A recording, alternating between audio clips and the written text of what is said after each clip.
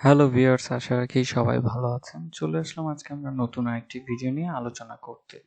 আজকে আমরা এই ভিডিওতে আলোচনা করব যে কেন বর্তমান সময়ে লো পেডআপের এত বেশি আমরা মুভমেন্ট দেখতে পাচ্ছি, তা নিয়ে বিস্তারিত থাকবে পুরো ভিডিও জুড়ে। আশা করি আপনার ধৈর্য সহকারে পুরো ভিডিওটি আমার সাথেই থাকবেন।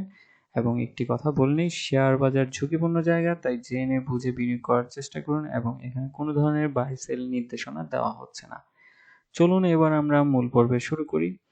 আমরা আজকে 4ই মার্চ যদি মার্কেটটা দেখার চেষ্টা করি, তাহলে দেখবেন যে আজকে ম্যাক্সিমামই আপনার লো পেডআপের আপনার পজিটিভনেসটা আমরা দেখতে পাই।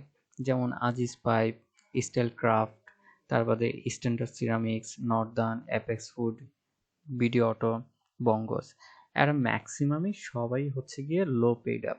আমি যদি দেখি যে আজিজ পাইপ, তাহলে হচ্ছে তাদের মানে টোটাল নাম্বার অফ শেয়ার হচ্ছে যে আপনার 1 কোটির নিচে, মানে 50 লাখের একটুকু উপরে হবে। সেম স্টাইল ক্রাফটের যদি টোটাল শেয়ার দেখি, তাহলে দেখবো যে 1,39,00,000। স্ট্যান্ডার্ড সিরামিক্স, তাদেরও টোটাল শেয়ার নাম্বার হচ্ছে 65 লাখ। আপনার নর্দার্ন জুটের দেখতে পাচ্ছি শেয়ার আরও কম, যেখানে টোটাল নাম্বার অফ শেয়ার হচ্ছে মাত্র 21 লাখ।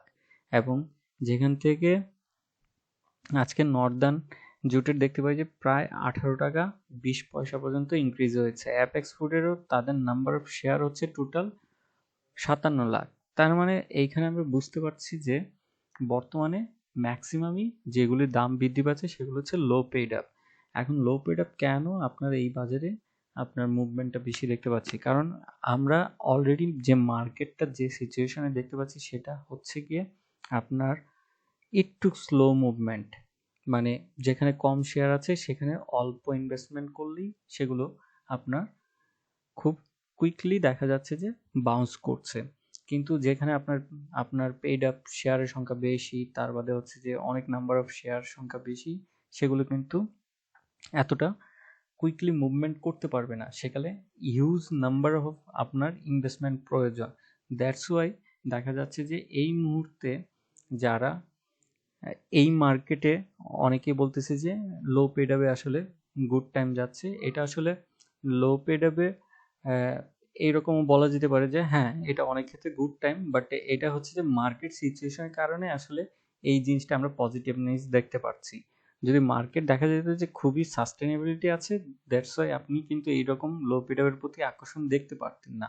এটা টোটালি বাড়তেছে হচ্ছে যে মার্কেটে আসলে চাহিদার সংখ্যাটা কম থাকার কারণে হচ্ছে যে এই লো পেডআপের শেয়ারে অল্প ইনভেস্টমেন্টের ফলে আপনার সেই শেয়ারগুলো বর্তমানে পজিটিভনেসটা উঠে আসতেছে।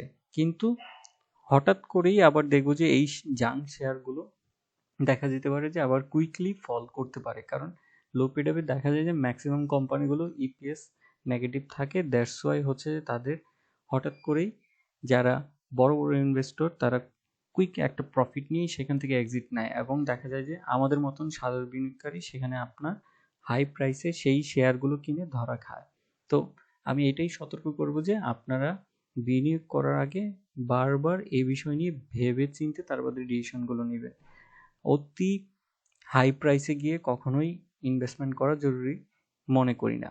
লো পেডার মধ্যে অনেক ভালো ভালো কোম্পানি আছে যারা প্রত্যেক বছর ভালো ইপিএস গ্রো করে যাচ্ছে। অবশ্যই সেগুলো দেখে শুনে বুঝে তারপরে ইনভেস্টমেন্ট করবেন। এবং একবার লো পেড আপে স্টকগুলো স্লো হয়ে গেলে আপনাকে দীর্ঘদিন সেখানে লক্ষ্যে বসে থাকতে হবে।